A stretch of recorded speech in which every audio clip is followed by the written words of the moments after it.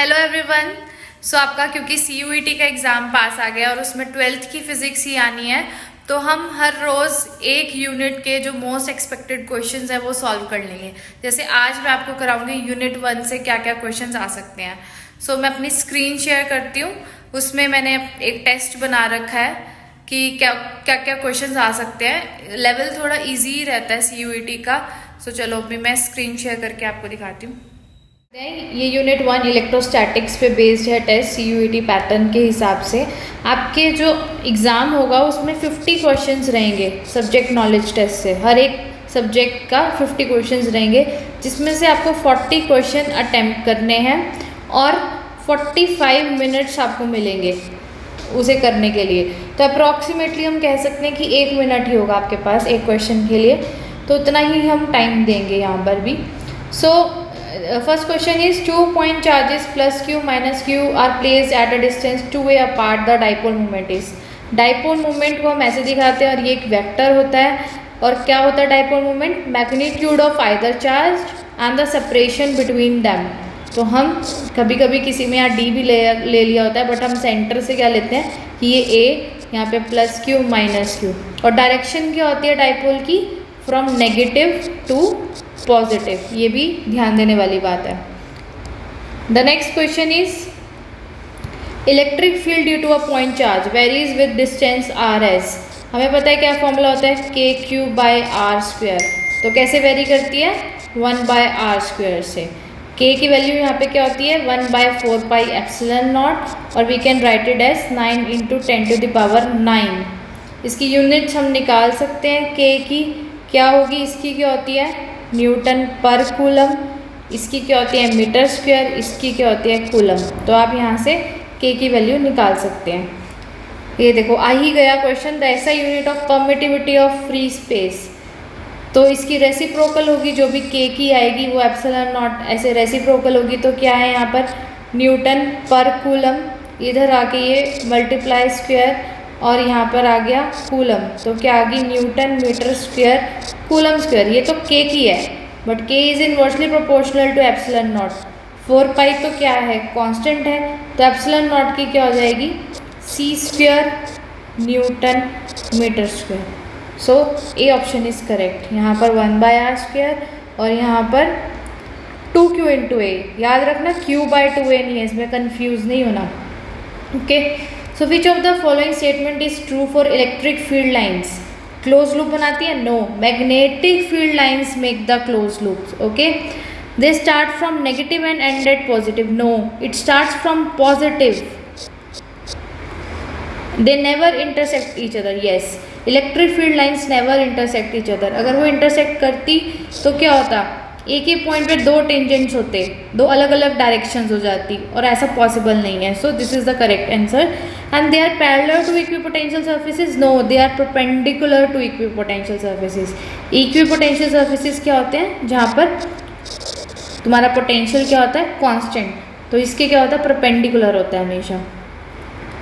Okay, now if the distance between the 2 point charges is double, the force between them becomes. देखो force हमारे पास क्या होती है? k q1 q2 by R square. अब वो क्या कह रहा है? Distance between the 2 charges is double. तो r जो नया वाला लेना है वो हम 2r ले सकते हैं। तो यहाँ पर क्या हो जाएगा? ये सब कुछ सेम है, यहाँ पे 2r का स्क्वायर। तो क्या आ गया? यहाँ पर 4r स्क्वायर आ गया, यानी कि 1/4 हो जाएगी जो हमारे पास नई वाली फोर्स आएगी। ये सब कुछ तो क्या हो गया? सेम हो गया, बट बाय 4, तो 1/4 हो जाएगी। नाउ द एप्लीकेशन बेस्ड भी MCQs रहेंगे उसमें। So a charge of 2 into 10 to the power -6 coulomb experiences a force of this in an electric field this the magnitude of electric field। तो हमें electric field का magnitude बताना है। Charge दिया हुआ है, फोर्स दिया हुआ है। तो हमारे पास F क्या होता है? QE। तो E क्या आ जाएगा? F by Q। तो देख लीजिए 0.1 divided by 2 into 10 to the power -6। Units का आपको कोई इसमें चेंज नहीं दिया हुआ है, तो इजी है। इस -6 ऊपर जाके 6 हो जाएगा। 10 टू द पावर 5, तो यहाँ पर 2 divided by 10 5 5 × 10⁴ Newton per coulomb. Now the electric dipole is placed in uniform electric field.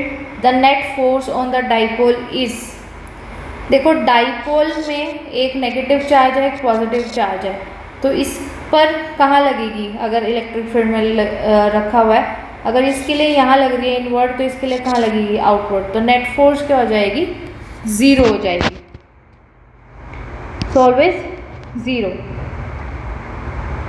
Net force 0 होती है, टॉर्क 0 नहीं होता। टॉर्क जब हम देखते हैं, टॉर्क होता है क्या कपल्ड फोर्स जो लगती है हमारे पास और परपेंडिकुलर डिस्टेंस होना चाहिए, तो वो आ जाती है हमारे पास P × E आती है टॉर्क, बट फोर्स 0 होती है। The total electric flux through a close surface enclosing a this, क्या होता है Gauss law, E.ds is Q/ε0। सो हमारे पास क्या आ जाएगा Q/ε0। In which situation will Gauss laws not be helpful, किस में गॉस लॉ हेल्पफुल नहीं होता, स्फेरिकल चार्ज डिस्ट्रीब्यूशन में तो हमने देखा था होता है। इनफाइनाइट लाइन ऑफ चार्ज के लिए भी हमने निकाला था, क्या वैल्यू आई थी λ/2πε0 r, ठीक है। स्फेरिकल चार्ज डिस्ट्रीब्यूशन के लिए तो 1/r² से वेरी करता है आउटसाइड। इरेगुलर शेप कंडक्टर के लिए नहीं होता क्योंकि गॉस लॉज में सिमेट्रीज होना ज़रूरी है कैलकुलेट करने के लिए, तो इरेगुलर के लिए नहीं। यूनिफॉर्म चार्ज स्फेरिकल शेल के लिए भी हमने कैलकुलेट किया है। Now 2 like charges place close to each other will repel, ये तो बच्चों वाला ही क्वेश्चन हो गया। Now the assertion and reasoning, इसमें आपके रूल्स हमेशा याद, इसको पढ़ने में टाइम वेस्ट मत करना, ये याद ही रखो कि अगर दोनों तुम्हारा असर्शन और रीज़न दोनों ट्रू है और reason is the correct explanation of A, तो हमेशा ऑप्शन ए मार्क होगा। और ए और आर दोनों ट्रू है but R is not correct explanation of assertion, then B option. A is true, R is false, C option, and A is false, R is true, D option.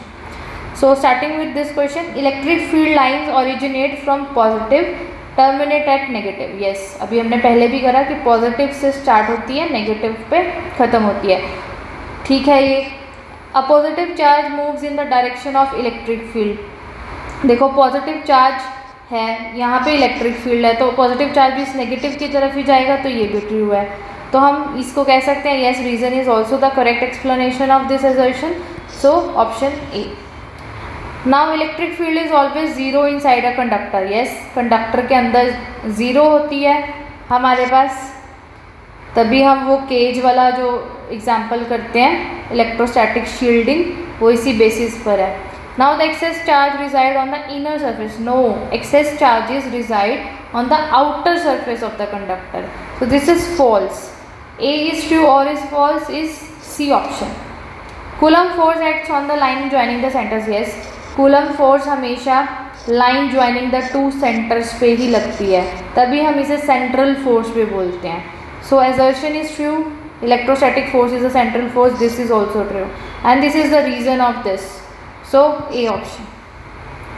Now work done in moving a charge along a equipotential surface is 0, क्योंकि work done तुम्हारा होगा क्या, change in potential minus dV/dr होता है force, और work done कर देंगे तो dr F.dr तुम्हारा वर्क डन होता है, यानी कि वर्क डन क्या है चेंज इन पोटेंशियल के इक्वल है। अब इक्विपोटेंशियल सरफेस क्या होते हैं, जहाँ पोटेंशियल सेम हो, यानी कि V कांस्टेंट, तो डिफरेंशिएशन ऑफ कांस्टेंट क्या रहता है 0, कुछ चेंज इन या पोटेंशियल में तो वर्क डन क्या होगा 0 होगा, तो this is correct.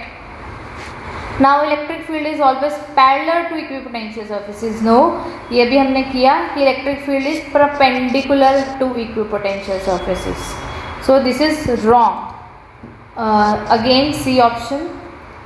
Now the electric dipole experiences a torque in uniform electric field, yes torque is P × E. Net force on the dipole in uniform electric field is non-zero, no it's 0, so ये भी गलत हो गया, तो C option. सो ये कुछ questions थे इलेक्ट्रोस्टैट्स के। अब अगली वीडियो में मैं और किसी और यूनिट के डिस्कस करूँगी, so keep subscribe and follow.